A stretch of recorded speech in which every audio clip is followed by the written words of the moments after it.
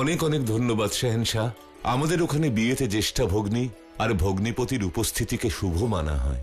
আপনার এই সিদ্ধান্তে আমি খুবই খুশি।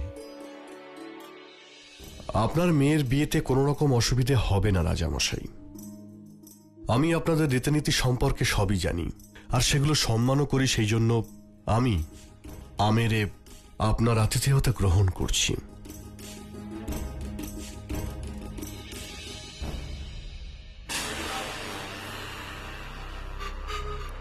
জালালের হলোটা কি? যোধা আর তার পরিবারকে এত খাতির করছে কেন?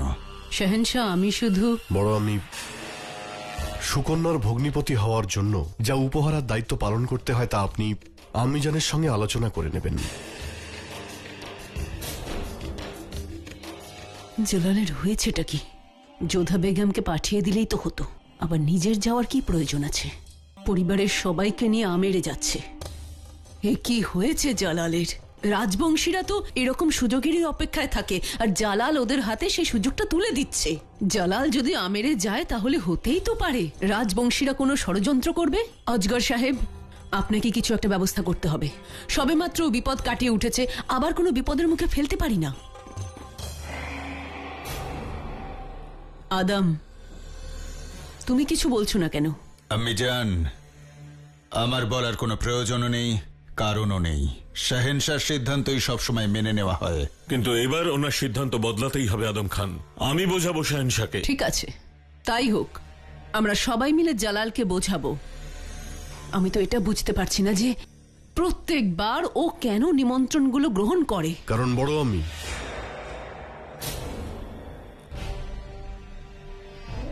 যুদ্ধ আর শান্তির আমন্ত্রণ শাহিনশাহ কখনো ফেরায় না। জালাল, আমরা সবাই চাইছি যে তুমি আমেরে যেও না। হ্যাঁ শাহেনশাহ, রাজবংশীরা আপনার সঙ্গে শত্রুতা করতে পারে। ওখানে যেমন আমার শত্রুও আছে তেমন মিত্রও আছে, আর এই সম্বন্ধ আমি নিজে ঠিক করেছি। তাই যদি আমি উপস্থিত না থাকি তাহলে আমি নিজেই অপমানিত হব। কিন্তু জালাল, ওখানে তোমার শত্রুরা। আমার শত্রু আগেও অনেক ছিল আর এখনো রয়েছে, আর আমার সাহস আগে যা ছিল এখনো তাই রয়েছে। আপনি যেমন বলবেন হুজুর। আপনার সঙ্গে এবার সেনাবাহিনীও থাকবে। আজমিরে যাবার সময় আপনার তাঁবুতে যে রাজবংশীরা প্রবেশ করেছিল তাতে বিপদ হতে পারত, কিন্তু এইবারে আমাদের সৈন্যবাহিনী আমেরের চারদিকে পাহারায় থাকবে। অপরাধ নেবেন না হুজুর। যদি কোনো রাজবংশী আপনার দিকে চোখ তুলে তাকানোর চেষ্টাও করে, সেক্ষেত্রে কিন্তু আমরা আপনার আত্মীয়তার মান্যতা রাখতে পারবো না। আপনার উপরে আমার সম্পূর্ণ আস্থা আছে। আপনার যেমন ভালো মনে হয় আপনি তাই করুন। তবে এটা ঠিক যে আমি, আমার বড় আম্মি, আদম ভাইজান আর শরীফুদ্দিন আর বাকি আত্মীয়দের নিয়ে আমেরে অবশ্যই যাব।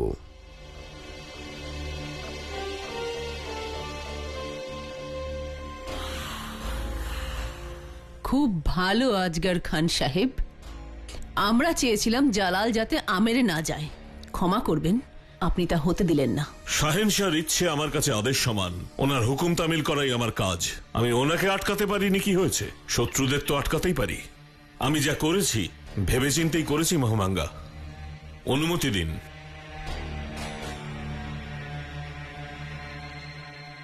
তুমি এখনো কি চিন্তা করছো আদম? আম্মিজান, চিন্তা করা ছেড়ে দিয়েছি আমি। এবার করে দেখাবো, ভাববো না।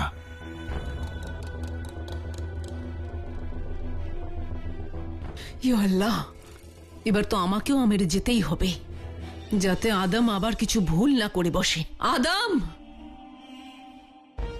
আদাব বেগম রোকেয়া, আমি আপনার সঙ্গে একা কথা বলতে চাই।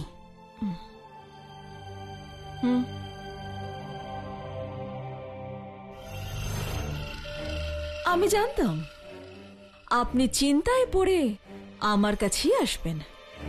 এটাই জিজ্ঞেস করতে এসেছেন যে জালাল যোধা বেগমের বোনের সম্বন্ধ কেন ঠিক করলেন? উনি রাজবংশীয়ই কেন বাছলেন? না, আমি আপনার কাছে এটা বলতে এসেছি যে রাজা ভারমলের নিমন্ত্রণ জালাল গ্রহণ করে নিয়েছেন, আর পরিবারের সবাইকে নিয়ে আমেরে যেতে রাজি হয়েছেন। কি? আপনি কি এখনো কিছু বুঝলেন না? জালাল প্রথমে ওদের সঙ্গে সম্পর্ক তৈরি করেছেন, এবার নিকাহতেও অংশ নিতে চলেছেন। বলুন তো কেন? আমি বলছি এই সব কিছু উনি যোধার জন্য করছেন। আমি আপনাকে প্রথমেই সাবধান করেছিলাম, বেগম যোধা বেঁচে গেলে আপনার বিপদ বাড়বে। মাহাম, আপনি যোধা বেগমকে নিয়ে একটু বেশি চিন্তা করেন। আমি আপনাকে আগেই বলেছিলাম যে যোধা বেগমের যোগ্যতা আমার সামনে এক পিঁপড়ের চেয়ে বেশি কিছু না। আর আমিও আপনাকে তখন বুঝিয়েছিলাম, একটা সামান্য পিঁপড়ো যদি হাতির কানে ঢুকে যায়, হাতি কিন্তু উন্মাদ হয়ে যেতে পারে। বেগম রোকেয়া, আপনি কি কখনো ভেবেছেন জালাল আমেরে কেন যাচ্ছেন? উনি নিমন্ত্রণ কেন গ্রহণ করেছেন? কারণ ওটা বেগম যোধার জন্মভূমি। ওরা দুজন একটু একটু করে কাছে আসছে। আমার জানি না কেন মনে হচ্ছে খুব তাড়াতাড়ি বেগম যোধা আপনার কাছ থেকে আপনার অধিকার কেড়ে নেবেন। আপনি এখানে যোধা বেগমের পক্ষ নিয়ে কথা বলতে এসেছেন, না আমাকে যোধা বেগমের ভয় দেখাচ্ছেন? খোদা গাওয়া আছেন বেগম রোকেয়া, আমি বেগম যোধার কখনো প্রশংসা করিনি, করব না। আমি মরে গেলেও চাইব না যে বেগম যোধা আপনার পদ পান। এ কারণেই আমি এসেছি। এখনো সময় আছে, আপনি নিজের পদকে রক্ষা করুন। আপনি তো বলেন জালাল আপনার সব কথা শোনেন, উনি আপনার কোনো কথা ফেলতে পারেন না। তাহলে আজকে আপনার সেই ক্ষমতা দেখান। আর যদি পারেন জালালকে আমেরে যেতে দেবেন না। সম্ভব হলে জালালকে আটকান। খুদা হাফেজ।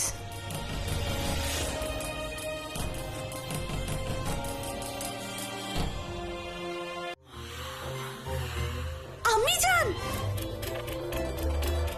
আমি জান। জাভেদা, আপনি আমার কাছে খোদার পাঠানো ফারিস্তার সমান। হ্যাঁ, আমার একা একা খুব ভয় করছে। আপনি একটু থাকুন না আমার সঙ্গে, আমি জান। আমি যদি তোমার সঙ্গে থাকি, তোমার হাত থেকে বাঁচানোর জন্য কি তোমার ফেরেশতারা আসবেন? এই কথা বলবেন না আম্মি জান। যদি বাঘ চলে আসে, শাহেনশার মতো একজন বীরকে যদি বাঘ আহত করতে পারে, তাহলে তো সে আমাকে কাঁচা চিবিয়ে খেয়ে নেবে। তোমাকে চিবিয়ে খেলে ওরা অসুস্থ হয়ে পড়বে, কিছু হবে না। আমি জান, আপনাকে আমার শিমুইয়ের দিব্যি। আমি কথা দিচ্ছি, আজ থেকে আর এখন থেকে আমি সিমুই খাওয়া ছেড়ে দিলাম। মানবিকতার খাতিরে? জন্মগত সূত্রে আমি সেটা পাইনি জাভেদা। যদি বাঘ আমাকে খেয়ে নেয়, তাহলে আপনি অনেক কিছু হারাবেন। আচ্ছা শুনি, আমি কি কি হারাবো? একবার আপনি ভাবুন, আমি যদি বেঁচে থাকি, ভবিষ্যতে আমার সন্তান হবে, যে আপনার নাতি হবে। তারপরেও বড় হবে, আপনার সঙ্গে খেলা করবে। আপনি ওকে খাওয়াবেন, স্নান করাবেন, ওকে ঘুম পাড়াবেন।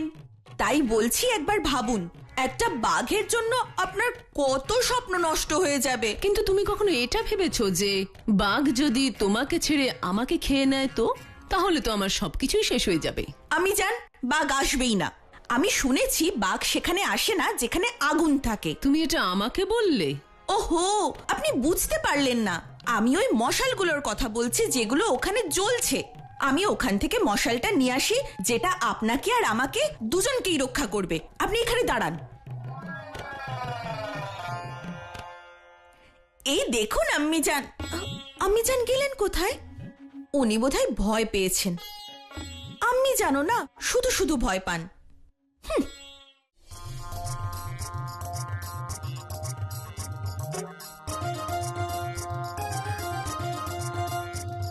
তুমি ওই বাঁদিদের সঙ্গে এখানে কি করছিলে? পাধারো মাসা। কি? আমি আমেরের ভাষায় কথা বলছি, সেটাই তো শিখছিলাম এই বাদীদের থেকে। কি মিষ্টি ভাষা। এই বাঁদিদের সঙ্গে তুমি ওঠা বসা করছো। এবার তোমাকে আমায় শেখাতে হবে যে কাদের সঙ্গে কি ব্যবহার করবে, তুমি কাদের সঙ্গে মিশবে। যার সঙ্গে মিশি না কেন, সবার থেকেই শেখা যায়। আপনাকে একটা কথা বলবো মাসা, মানে বলতে চাইছি আম্মি জান, আমার না এখানকার মানুষদের খুব ভালো লাগছে। তাহলে একটা কাজ করা যাক, তুমি তাহলে এদের সঙ্গে এখানেই থেকে যাও, আগ্রায় আর তোমাকে ফিরতে হবে না। আমায় ক্ষমা করবেন, আপনি ওখানে আমায় মনে করে কাঁদবেন, আর আমি এখানে থাকবো? আমি এতটাও স্বার্থপর নই। ইয়া আল্লাহ, এখন আমাকে এটা মানতেই হচ্ছে যে আদম খানের ভাগ্য কতটা খারাপ। সেটা তো সত্যি। আপনিই দেখুন, ওনার শাহেনশাহ হওয়ার স্বপ্ন কিভাবে ভেঙে গেল। চুপ করো তুমি, একের পর এক ভুল ভাল কথা বলে চলেছো তুমি। আর যদি একটা কথাও মুখ থেকে বের করেছো, তাহলে দেখে নিও আমাকে। যখনই মুখ খুলেছো ভুল বকেছো। নির্বোধ একটা। আদম খান কোথায়? আমি জানতে চাই আদম কোথায়। জাভেদা, আমি জানতে চাইছি আদম কোথায়।